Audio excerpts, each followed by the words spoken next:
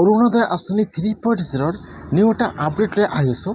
সেইটো আপডেট হ'ল আজি অৰুণোদয় আঁচনি 3.0 আৰু এটা নিউ আপডেট আহি গ'ল। সেইটো আপডেট হ'ল যিসকলে এইবাৰ অৰুণোদয় আঁচনি 3.0 নতুনকৈ আবেদন কৰিলে বা আবেদন কৰাৰ কাৰণে সকলো ডকুমেণ্ট জমা কৰিলে, এতিয়া এই সকলো লোকে অৰুণোদয় আঁচনিৰ পইচা কোন মাহৰ পৰা লাভ কৰিব আৰু সেইসকলৰ নাম ভেৰিফিকেশ্যন হৈছে নে হোৱা নাই আৰু আপোনালোকে কেনেকৈ ভেৰিফিকেশ্যন কৰিব লাগিব আৰু এতিয়া অৰুণোদয় আঁচনিৰ নতুনকৈ এপ্লিকেশ্যন ফৰ্ম আহিব নেকি, মই আজি এইটো ভিডিঅ'ত অৰুণোদয় আঁচনিৰ এপ্লিকেশ্যনৰ সম্পূৰ্ণ প্ৰচেছ জনাই দি আছোঁ।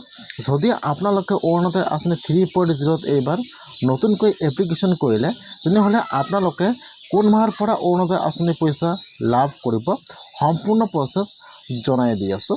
আপোনালোকে জানিবলৈ হ'লে ভিডিঅ'টো সম্পূৰ্ণকৈ চাই ল'ব, স্কিপ নকৰাকৈ। আৰু যদি আপোনালোকে মোৰ চেনেলত নিউ হয় মোৰ চেনেলটো ছাবস্ক্ৰাইব কৰি ৰাখি দিব।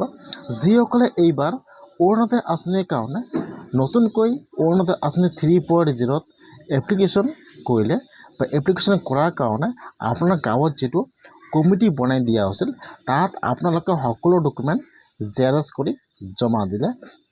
এইবাৰ কিন্তু যিটো গাঁৱত কমিটি বনাই দিয়া হৈছিল সেইটো গাঁৱত কিন্তু যিবিলাক অৰুণোদয় আঁচনি পোৱাৰ যোগ্য হয় এতিয়ালৈকে অৰুণোদয় আঁচনি পোৱা নাই, এই হিচাপত কিন্তু এটা গাঁৱৰ কমিটিয়ে আপোনাৰ গাঁৱৰ মানুহৰ এটা লিষ্ট বনাইছিল যে এইবাৰ এইসকল লোকক অৰুণোদয় আঁচনি দিব লাগিব।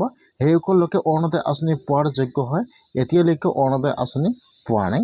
এই হিচাপত এটা কিন্তু অৰুণোদয় আঁচনি 3.0 নতুন লিষ্ট বনোৱা হৈছিল। এই হিচাপত কিন্তু আপোনাৰ পৰা অৰুণোদয় আঁচনিৰ কাৰণে সকলো ডকুমেণ্ট জেৰক্স কৰি জমা লৈছিল। আপোনাৰ ৰেচন কাৰ্ড, ভোটাৰ আই ডি কাৰ্ড, আধাৰ কাৰ্ড, আপোনাৰ যিবিলাক ডকুমেণ্ট আছে সকলো কিন্তু জমা লৈছিল। তাৰ পৰা কিন্তু আপোনাৰ গাঁৱৰ কমিটিয়ে আপোনাৰ ডকুমেণ্টবিলাক আৰু এটা লিষ্ট বনাইছিল।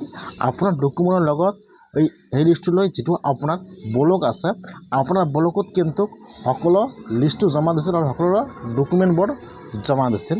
এতিয়া কিন্তু আপোনাৰ ব্লকৰ ফালৰ পৰা সকলো ডকুমেণ্ট বৰ্তমান ভেৰিফিকেশ্যন কৰি আছে। অলৰেডি কিন্তু ব্লকৰ ফালৰ পৰা নামবোৰ ভেৰিফিকেশ্যন সম্পূৰ্ণ হৈ গ'ল।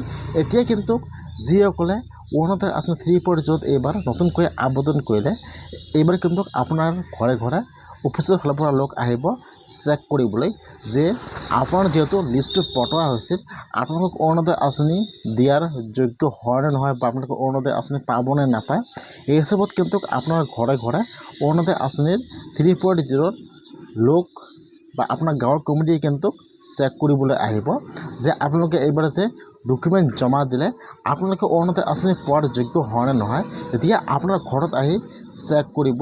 যদি আপোনালোকক অৰুণোদয় আঁচনি দিয়াৰ যোগ্য হয় তেতিয়াহে কিন্তু আপোনালোকে অৰুণোদয় আঁচনিবোৰ লাভ কৰিব। এইবাৰ কিন্তু ফাৰ্ষ্ট অৰুণোদয় আঁচনি দিয়া হ'ব বিধৱা মহিলাক আৰু যিবিলাক ফিজিকেলি ডিচেবল হয় এইসকলে কিন্তু এইবাৰ অৰুণোদয় আঁচনি 100% দিয়া হ'ব। আৰু যদি আপোনালোকে দুখীয়া মানুহ হয় ফাৰ্ষ্টত আপোনালোকে চেক কৰিব যে আপোনালোকে অৰুণোদয় আঁচনি দিয়াৰ যোগ্য হয় নাই বা আপোনাৰ ঘৰত গাড়ী আছে নেকি বা আপোনাৰ থকা কৰা ঘৰ আছে নেকি। এই হিচাপত কিন্তু এইবাৰ অৰুণোদয় আঁচনি দিয়া হ'ব। আপোনাৰ ঘৰত আহি চেক কৰিব, তাৰপিছত আপোনাৰ নামটো ভেৰিফিকেশ্যন হ'ব। তাৰপিছত কিন্তু আপোনালোকে অহা মাহৰ পৰা অৰুণোদয় আঁচনি লাভ কৰিব। ইতিমধ্যে কিন্তু আপোনাৰ গাঁৱৰ ফালৰ পৰা যিটো লিষ্ট পঠোৱা হৈছিল এই হিচাপত কিন্তু নামবোৰ সকলো ভেৰিফিকেশ্যন হৈ গ'ল। এতিয়া কিন্তু আপোনাৰ ঘৰতে চেক কৰিব, তাৰপিছত কিন্তু আপোনালোকে অৰুণোদয় আঁচনিৰ পইচা অহা মাহৰ পৰা লাভ কৰি থাকিব।